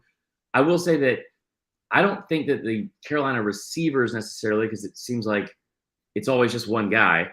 Yeah, Juice Wells is confirmed out yet again, so it'll be Xavier Legette and then a bunch of no. It's just Xavier Legette. Everybody stop right there. Yeah, it's just Xavier Legette. Exactly. I love the fact that Beamer threw out his 5-star freak athlete for one catch and 45 yards and just never saw him again. That's also something. You know what? Here's a crazy concept. Maybe we just get the ball into the hands of our best players, and he's probably one of your best athletes. The one thing that I think that Mizzou has struggled with, especially throughout the season, is their defense. And I thought it'd be like that would be the strength of this team coming into the year because they returned like 8 or 9 starters. They've been soft up front, but on the back end, they give up a lot of chunk plays, and you saw it against Kansas State, you saw it against LSU. So, I think that this is one of those things where if you can get late into the fourth and get the whole Beamer ball thing going, because Harrison Mevis, as great as he is, has struggled a lot kicking the football. I don't think it's crazy to say that Carolina can go on the road and win this game. I don't think it happens. Mm-hmm. And you're seeing that spread, Chris, in Vegas continue to drop, opened up at 8. It's now at 7, believe it or not. So there's sharps out there. At least there's people out there that think South Carolina, at minimum, this is going to be a close game. And it's been a crazy series, by the way. And to your point, there's no team in the SEC that gets shit on more than Mizzou. And, I mean, they just win year after year in different sports. And I'm not saying they're elite or anything, but, I mean, they've been to the SEC title game more than a couple of teams that we can name, most notably South Carolina. So we moved to Fayetteville, Arkansas, Mississippi State. Who needs that game more? I mean, America, I don't know. It's a battle for 6th place. That's America's game, Chris. That's America's game of the week. This one's awful. This is like if like the Reds were playing the Brewers for like the national game of the week. Like I just don't care. I don't. Mississippi State's coming off a bye. Like you said, I really was impressed with Pittman and the way, because like And if you notice his demeanor too, like LSU when they had a lead, like they're not going into games like intimidated at all. I would have to think that they're a better team than Mississippi State. Mississippi State gave like 28 points to Western Michigan, which is tough to do. I know Will Rogers was banged up in that game. You know, this is like a left-handed arm wrestling match. Like, it's going to be very awkward and uncomfortable. It's going to last too long. I think Arkansas wins. There's no chance I would bet on this game. Chris, it is the third Saturday in October, my friend. Yes, we're going to get into it. Yes, Bama and Tennessee, the revenge spot, of course, after last year, Tennessee's first win over Bama, and God knows how long. I'm sure you have the number right off the top of your head. But 16. Okay. A lot of interesting storylines in this one. The quarterback battle between Milroe and Milton, the front sevens of each team. Which front seven is more dominant? I mean, when you look at this game, just overall thoughts going into it. I mean, I know Bama would love that revenge blowout type of game, but I mean, this one has the makings of a really, really fun. Like, I think this is the most, in my opinion, I could be totally wrong, but coin flip third Saturday in October we've had in quite some time, just in the sense of like, I don't really know what to expect, Chris. I really don't know what to expect in this game. Yeah, I mean, I hate it. You're 1,000% right. Like all offseason, if there was a game that's circled, at least on my calendar, it's this game. Because y'all didn't have to experience this last year, but you've experienced it in the past where losing to Tennessee is not like losing to other teams. And it is. And I listen, that game was a bigger rivalry game for Alabama. And like when I was growing up, way more than Auburn. It's a very streaky series. Like I think Bama lost 7 in a row at one point in like the 90s and early 2000s.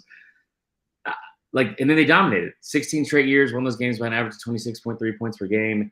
And now you're talking about a game where, like, I think coming into the season, I was pretty confident that, like, Bama would win this game. It's at home, all that kind of stuff. And I still feel confident in that, like, to a degree. I don't like the fact that you said the people have been, like, lumping in Jalen Milroe and Joe Milton like they're even remotely close to having the same seasons. I'm not going to say the same talent, because you can make a case that like Milton has all the physical tools. Milroe is a much better quarterback from a production standpoint and a consistency standpoint than Joe Milton has been his entire career. Like he's Joe Milton is like near the bottom of the SEC in completion percentage and passer rating, all that kind of stuff. Joe Milton's not going to beat Alabama. I'm 1,000% confident in that.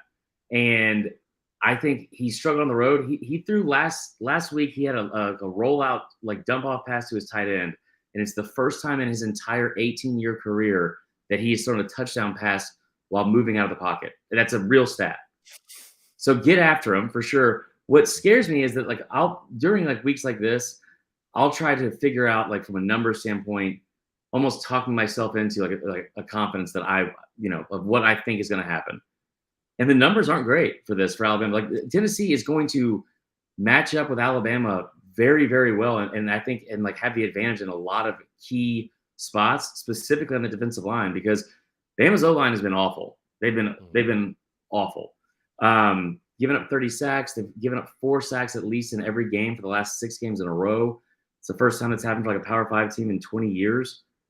Really bad. And they like Tennessee, that's what they do best. They disrupt the passer or the passer. They get in the backfield. And they also limit big plays. So I think it's like whoever wins the turnover battle, as cliche as it is, I think that's who wins the game, because you just can't have a situation where you have like Milton of the turnover last week against A&M when they were going to score, or like we've seen in the past with Milroe turning the ball over while like driving, like either in the red zone or even on your own end. That can't happen. I gotta think that with 100,000 people, like really, really out for blood on this one, because they don't want to hear Tennessee. And I think Bama's a better team. Like I don't think they're gonna line up and run the football down Bama's throat for 60 minutes. And I've been wrong in the past, but Joe Milton is not going to beat Alabama. Do you think Joe Milton makes it to the end of the season as a starter, Chris? I mean, he tried to lose that A&M game. I mean, really, truly. Thank God Max Johnson was doing the same thing. Like it was like the worst game of hot potato ever. I think he makes it. I mean, at some point Nico is going to get some playing time, right? Like Vandy, I'm sure, or like maybe I think it's premature of people calling for that because you're halfway through the season. You're getting into like the meat of the schedule and playing Bama and Kentucky and Georgia. But like, I just, it's everything that we have seen. He gave us all of like his resume. Hey, here's everything I've done. It's very underwhelming. But guess what? This year, I'm going to throw it even further. And people are like, wow, you can throw it how far? I just need you to throw it 8 yards and not throw it, 1,000 miles an hour. He can't do it. I think he makes it to the end of the season as a starter because I think that team likes him a lot and Hype likes him a lot, and it'd be a nice send off in his like I said, 18th year of college. But I don't know, man. I don't know. Finally, Chris, to the Plains, Auburn and Ole Miss. This one's a lot of fun because you look at the spread. You feel like Ole Miss is such a better team. How's Auburn going to keep up? Ole Miss plus or minus 6.5, only 6.5. They're coming off the bye week, chance to get healthy with Dart, Judkins, all those guys. I mean, can Auburn keep up with Ole Miss in this game? That's my question because I expect Ole Miss to score. Can Auburn keep up offensively? No is the answer, but I think they can make enough plays defensively to probably stay in it. Listen, like it's become like a joke almost, but it's real. And like Auburn does play different in Jordan Hare. They just do. You saw it with Georgia a couple weeks ago. Like you think about the Bama game a couple years ago, and they went to 4 overtimes. LSU last year, that was a 1-score game. This year, home versus away, I have the numbers in front of me here. Auburn has put up 27 more points at home than on the road, 104 more rushing yards per game at home, and then 212 total yards of offense per game at home versus on the road. You said, can they score to keep up with Ole Miss? Auburn scored 8 touchdowns in their first game of the year against UMass. They've played 4 games against FBS opponents since then, and they've had a combined 7 touchdowns. So the short answer is no, they cannot. But I do think that they can keep it close and uncomfortable enough to get to the fourth quarter. I don't see Ole Miss going in there and like from start to finish, like putting it on them. I do think Lane is a big enough asshole and petty enough to put on some scores late and run it up a little bit. And so I think Ole Miss will pull away. Chris Marler, Saturday Down South, Saturday Football Uncensored. Chris, always a pleasure, my friend. I appreciate you being flexible with your time today, by the way, moving up 15 minutes. But it's always great to chat with you here on this this hump day. Actually, final thing, Chris, have you ever broken a foot or extremity because you punched something or kicked something, or did that ever happen to you? I broke both my hands in college at separate times punching something because I was a because you did tweet that, but you were like, yeah, I was also in college. So. And I didn't have health insurance, so they're still all messed up, and they never got fixed. So there's that. Love that. Hey, the more you know, the more you know. Awful. I'll talk to you later, man. Have a good one. Chris, man, appreciate you, man. We'll talk soon. Great stuff, guys. Chris Marler, Saturday Down South, Saturday Football Uncensored. Guys, we're going to jump into a quick break on the other side. We got our daily mailbag. I'm going to hear from you all, taking your questions, your comments, your calls, and more here on the side. You're tuned in to the Daily Crow. The Daily Crow is brought to you by our friends at Carolina Cigars. Carolina Cigars has been in operation since 2008, recently taken over by the Peterson family in 2020. Whether you're new to the cigar scene or whether you've been enjoying cigars your entire life, Carolina Cigars has the expertise and knowledge to make your visit to their shop enjoyable. Stop by for a fine cigar and experience their classic cigar lounge where people come together, share conversations, and become friends. So if you're into cigars and you're on Hilton Head Island, you really do need to go by and see them. They offer same-day shipping nationwide, free delivery island-wide for weddings and all special occasions. They're also proud to offer premium cigars at 9 outside humidor locations around Hilton Head Island, and they have special events throughout the year as well. They want to talk to you. They want to engage. They want to share with you their cigar selection they're very proud of and their beautiful cigar lounge. When you're in the Low Country, there's only one place for cigars. That's Carolina Cigars, and there's only one place I get my cigars. That's Carolina Cigars, Hilton Head Island's premier cigar merchant. Come and share your passion. It's all here at Carolina Cigars. Give them a follow on Instagram at Carolina_cigars, or give them a call today at 843-681-8600. That's 843-681-8600. Smoke them if you got them, and tell them that Chris from the Spurs Up Show sent ya. The Daily Crow is also brought to you by our friends over at A1 Air Quality Consultants. Headaches, coughing, running nose while in the office or just in your home. Call A1 Air Quality Consultants to have your air checked today. From Columbia to Asheville, Anderson to Charlotte, they are your breath of fresh air for all of your air quality needs. Be sure to give them a call or shoot them a text today at 864-619-2092. That's 864-619-2092. You can also contact them via email at a1airqualityconsultants@gmail.com. Be sure to check them out. We thank A1 Air Quality Consultants for their love and support of the Spurs Up Show, and tell them that Chris from the Spurs Up Show sent ya.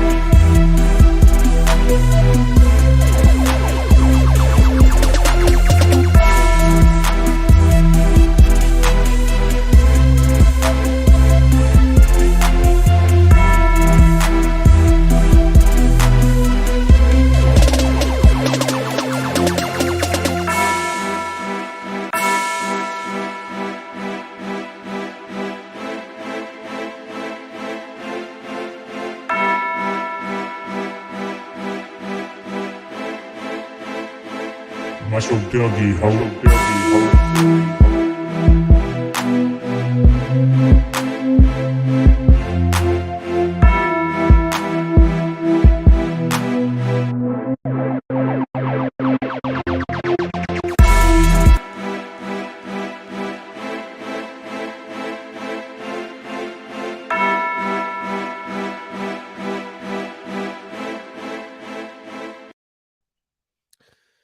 Ladies and gents, boys and girls, we are back here on this Wednesday, October the 18th, 2023. Hope you're all doing well. We have entered our daily mailbag segment. I want to hear from each and every single one of you, taking your questions, your comments, and your voicemails. As well. Let's see. Brewer Nation, Beamer has confirmed he broke foot on Gatorade cooler coming off of the field. Where are we? Is that for real? Is that for real?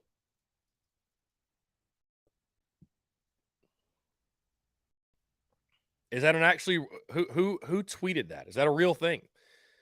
I'm just curious. I'm not doubting you. I'm just curious.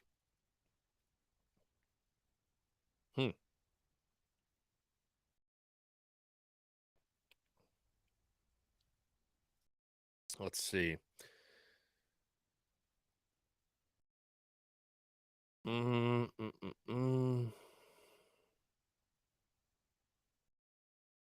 Oh, here we go. Okay, you're right. The mystery of what caused the broken foot has been solved. Beamer says it was a Gatorade cooler. Okay. There you go. Shane Beamer kicking his foot on a Gatorade cooler. We now know that for certain. What do you know? John Rice, Beamer, and Gatorade Cooler will be the Halloween couple's costume of the year. Chase Floyd also says a chain gang costume and also holding a hot dog. Bruce says, does Harbor get even more snaps and catches on Saturday? Interested to see. I think it's got to be all hands on deck, Bruce. I really do. I think it's got to be all hands on deck. I think that you've got to exhaust all options to try to move the football. And, I would not be surprised. I would not be surprised to see it. Austin Gregory says, I think now was a good time to find some joy. I hear you, man. Find some joy. No doubt. Let's get back through some of these questions, guys, you all left earlier in the show. Nick Renfro. I hear Beamer talk about the depth concerns every week. How many years does it take to build depth? I mean, it's year 3. Tired of hearing it. Nick, that's a good point. I mean, it's a good point, man. It is. Because year 1, depth concerns, sure. Year 2 makes sense. Year 3, it starts to get like. But I think what you're seeing, guys, this is a bit of a gap year. I think this year you're seeing that 2021 class they brought in when he first got there, what have you, that class that finished like 80th or whatever. Those guys are juniors. They're the ones you're supposed to be counting on. And based off those recruiting rankings, you cannot do so. So, Lee Gilmer says the DBs are getting ran to death because the D-line doesn't get any pressure. What will probably happen is the focus this week will be on the defense, and the O-line will give up another 5-6-sack game. You can tell the coaching effort was on the O-line this past week. This past game, coming off a bye week, still been put together a complete game on either side of the ball. 11-16 Woodwork says Kroger has been atrocious this season. Trip Cromer, number 10 last year, number 37 now for Kai Kroger. It's going to be a shootout in Como. Mizzou takes it solely for having a defense, as 11-16. Let's see. Jacob says, I know we're recruiting good, but are we recruiting good enough? We're like 11th or 12th in the SEC in recruiting. Jacob, that's a great point. And that takes me back to a conversation I had with a good buddy of mine a couple of days ago that, we talk about recruiting, right? And like we look at the national recruiting rankings, and I feel like it's almost like an ego stroke for college football fans to look at their team and say, look, we were ranked 20th in the national recruiting rankings. We're top 25 in recruiting rankings. And in any other conference, that's a big deal.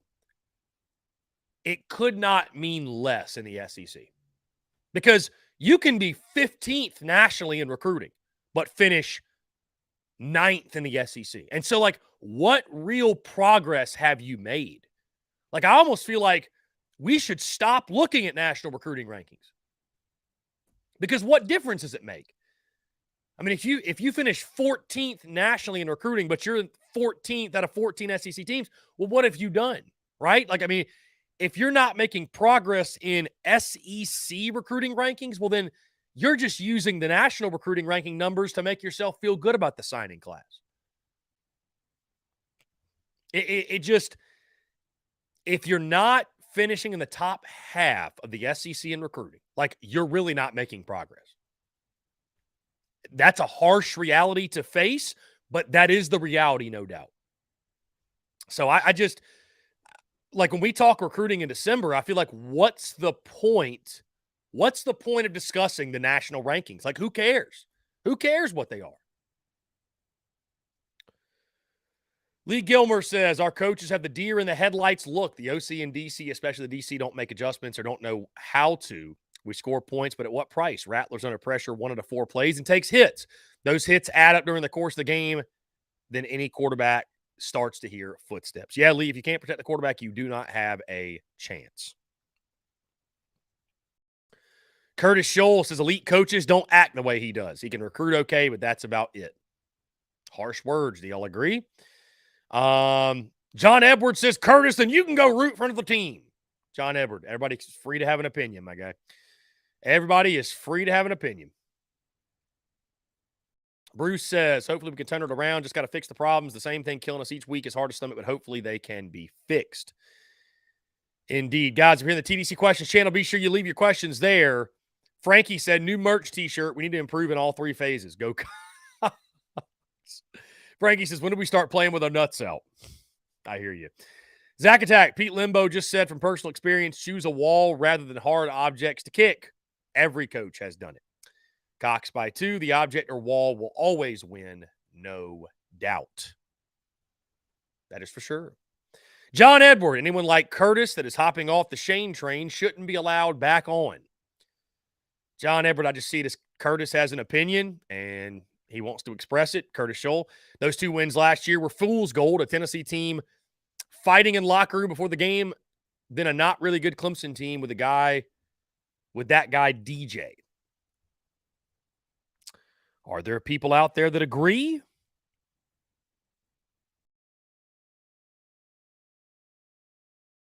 Are there people out there that agree with that? Let's see. Continuing your questions. Buck Thomas, drop a shirt that has an image of Beamer kicking the Gatorade cooler. Hashtag Beamerball. Eric Reese. My guy, Reese Creative. What's going on, Reese? Appreciate you, man. Couldn't agree more with Jake Crane. Beamer should have never come out and said exactly how he broke his foot because it was obviously going to be spun in a million different ways. I mean, Eric, I agree with you because, again, I know there's some in Gamecock Nation that want to say that it's not a big deal and nobody cares. Everybody cares. I mean, it's national news. Like Barstool Sports running with it, ESPN, On3, all the outlets, right? And when I first said something about it, I had people chirping at me like, you're the only person I see talking about this. Well, that changed very, very, very quickly. Very quickly. So.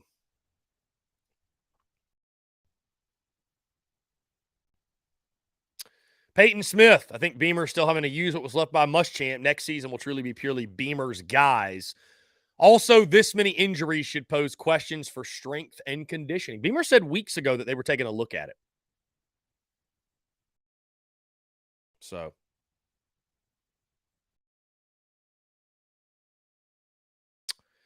Beamer said they were taking a look at the strength and conditioning. Cody said, you all knew damn well we could be sitting here as frustrated as we are at this point in the season. The depth chart issues didn't jump scare us. Everyone needs to relax. I know we all care, but damn. Cody, do you really care if you haven't broken your foot yet? I mean, do you? No, I mean, listen, I to your point, Cody, it even wears on me a little bit in the sense of just, you know, you want to stay excited for Gamecocks football and stay excited to break down the matchups and stay excited to break down the games and give predictions. But, man, that Florida game just makes it really tough. That Florida game just – that one hurt. That one hurt. That one really, really, really hurt. So, that one hurt. That was a game you felt like you had to have, and it was a gut punch, and it was gut-wrenching, and it was really, really tough to stomach, man. Just really tough to stomach. So, you know, I hear what you're saying. Everybody relax, what have you, but I don't blame Gamecock fans for being up in arms, man. That was just inexcusable. So, Shane Beamer, in his teleconference said, quote, it was a Gatorade cooler. Wasn't like I went in the locker room and just had some complete meltdown and went ballistic for 5 minutes of screaming and yelling and throwing and kicking things. So there you go. That's exactly what Shane Beamer had to say about the broken foot gate.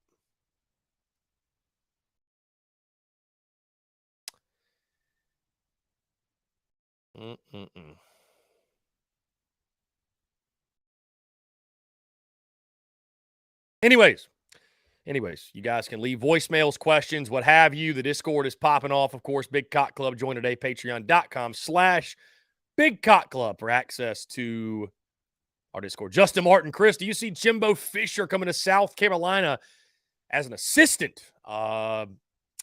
Justin, I don't see it. I don't know what Jimbo is going to do after Texas A&M. He's going to have 77 million reasons to chill out. He's going to coach. I don't know what it's going to be. Somebody will hire him, though. Somebody's going to hire him, for sure. Peyton, is next year going to be different with depth? We are expecting things out of this incoming class early on. Will it be any different? I don't know, Peyton. It's got to get better. It's got to get better for sure, because I just, I think here's what I'll say is this. When you look at Beamer, Bryce says, is Shane Beamer on the hot seat? I don't think so. I think Gamecock Nation is fully behind Shane Beamer at this point. I was asked about this on another show. I think Gamecock Nation is 110% behind Shane Beamer at this point, right? I think next year with a young quarterback, Lenoris Sellers, I think, people aren't going to like to hear this.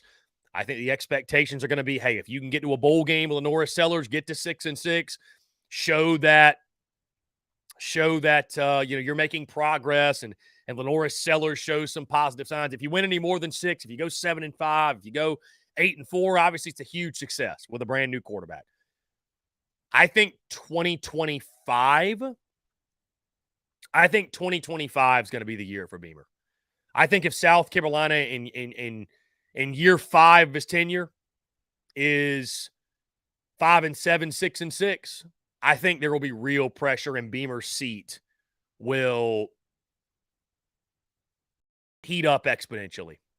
Right, wrong, and different. You just don't get more than 5 years. You just don't. So I don't think anybody should be questioning Shane Beamer's job right now. I think that, it's just year 3. Listen, I think here's what I'll say is this. Let me get into this, actually, because maybe some people are confused.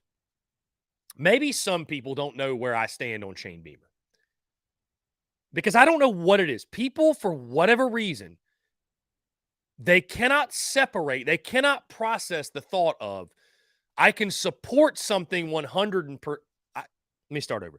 I can support something 100% while also having a critical take or a critical opinion about that thing. Like, guys, you can support Shane Beamer and think he's the right guy for the job and think he's got a bright future in Columbia, while also being critical of decisions being made in season, while also being worried about some things that are taking place, while also being critical about him kicking a Gatorade cooler. Those are both can be true. And that's where I fall. I mean, guys, Shane Beamer makes over $6 million a year to coach a football team. He's open to criticism, as he should be. And you can do all that while still saying, at the end of the day, I support Shane Beamer as the head football coach of South Carolina. I'm not saying he should be fired. There's this really, and you saw it yesterday. There is this really weird, and every fan base has them, because in the SEC, football is like religion. And these respective fan bases in the SEC, they treat their head coaches, some folks do, like gods, like they're untouchable. Like, you're either 110% in and you worship the ground the man walks upon, or you're out. If you say even one critical word, nope, you're out. Not about my head coach, you're out. And that's just not how it works. If Shane Beamer misses the mark, he needs to be called on it. It doesn't mean that you don't think he's a great head football coach or a great fit for South Carolina, or that he's not going to do great things. But I stand by everything I said yesterday about the whole broken foot thing. It was, when I saw the news, guys, I became embarrassed as a Gamecocks football fan. Flat out. I was embarrassed by it. That Shane Beamer would throw a tantrum after a loss to a point where he broke his foot. I was embarrassed by that. Do I think it's a big deal in the grand scheme of things? Do I think it's more important than winning or losing? It's not, but I was embarrassed by it. That doesn't mean that I think lesser of Shane Beamer. Doesn't mean I think he shouldn't be the head football coach. Doesn't mean that I think that, he's not fit for the job. I think he's a great fit for South Carolina, guys. I think he's doing great things in Columbia. I think his, the same reasons he gets torn down on social media, his energy wearing his heart on his sleeve, that's why people love him. But there is a really weird sector of Gamecock folks out there that they just can't even, you can't say one thing about the guy without people wanting to shun you from the fan base. Guys, he's not God. He's human. He's a human being. It's okay to be critical of a guy making $6.5 million a year to coach football. You cannot tell me right now there aren't things happening right now, questionable decisions, questionable things with Beamer himself that don't make you slightly worry just a little bit. You cannot tell me that. Doesn't mean over the long haul that Shane Beamer isn't the answer. It's just the reality of it, though, guys. It's calling a spade a spade. It's keeping it a buck. It's not spinning every little thing in a Gamecock narrative. Again, it's a, you know, for lack of a better way of putting it, it's a footnote. It'll be if South Carolina goes 5-1 in their last 6, it'll be a great story. You know what I mean? Like, nothing's bigger than winning and losing. Nothing's bigger than winning and losing. It doesn't matter how great your culture is. It doesn't matter how much goodwill you've built up. Like, none of that other stuff matters. Press conferences don't matter. Whether Beamer breaks his foot every week doesn't matter. Did you win or lose? Did you win or did you lose? That's what it comes down to. That's it. That's what it comes down to.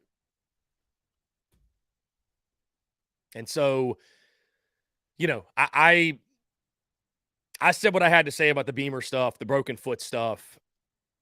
But anyways, it's okay, guys. It's okay to have a critical opinion and you could still support something. Both can be true. That's all I'm saying. That's all I'm saying. A lot of Gamecock Nation yesterday just handled it very poorly. Peyton Smith, Beamer's like a family member. You could say the truth about them and you always love them anyway. For sure. Let's see. Bruce says, got to get better at making halftime or making adjustments at halftime and week to week. Peyton, Beamer's the guy. End of story. And at your respective school, your head coach is the guy until the moment that he's not. The same people saying that he's the guy today will be calling for his job in 2 years if this thing ain't better. Tell me I'm wrong. Tell me I'm wrong. I used to hear Will Muschamp was the guy. We all heard it. We all heard it. So, Braddock 843, I agree with Chris. I think the Great Wall of Carolina will be built by year 5. With a solid O-line and D-line, you can win a lot of games. You got to win the trenches. You have to win the trenches, for sure.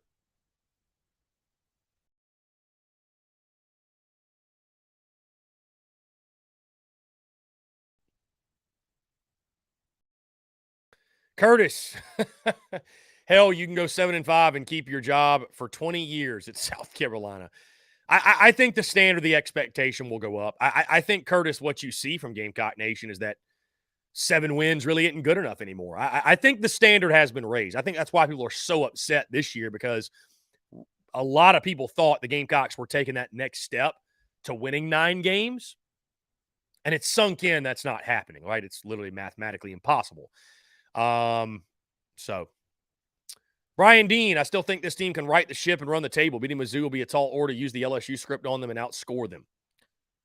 I would never expect you to be anything less than optimistic, my friend. Indeed.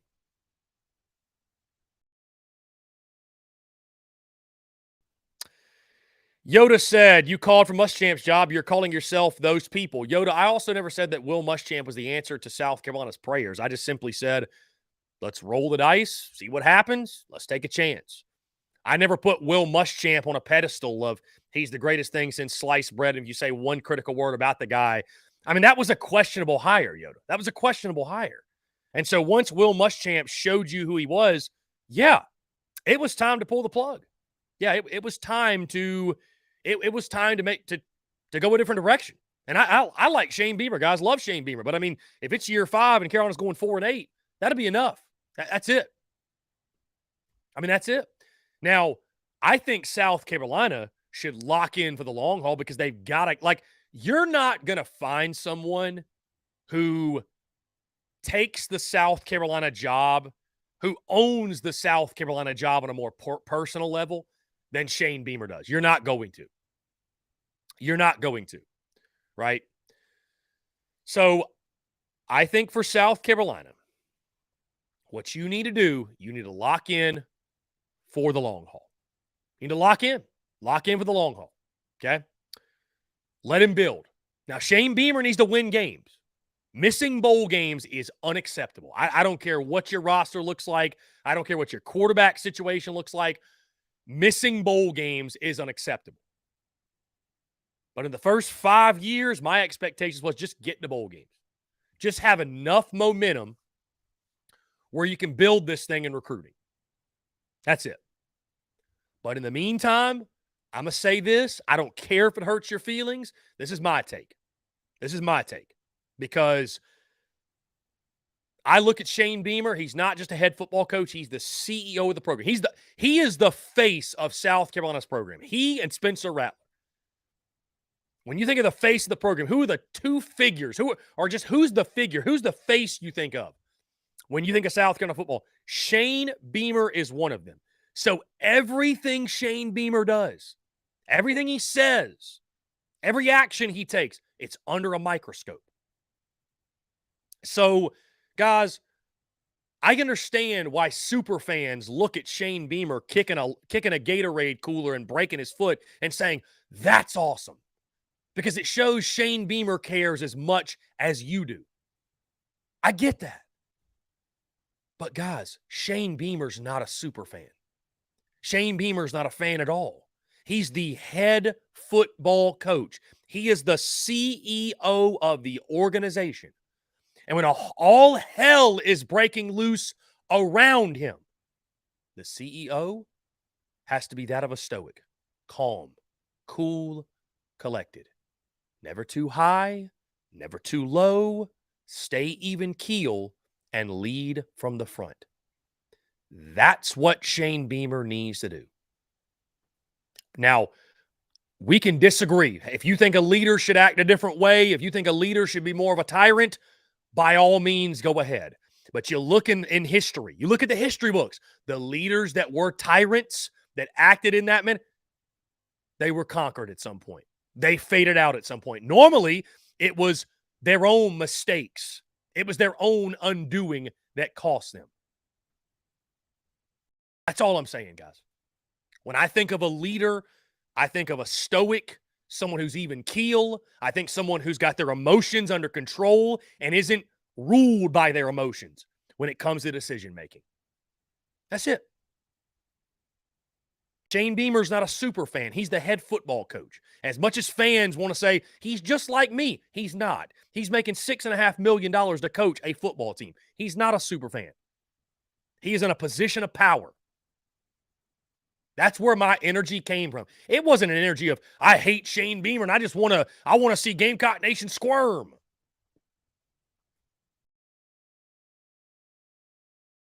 It came from a place of, this is the leader of the football program I'm a fan of.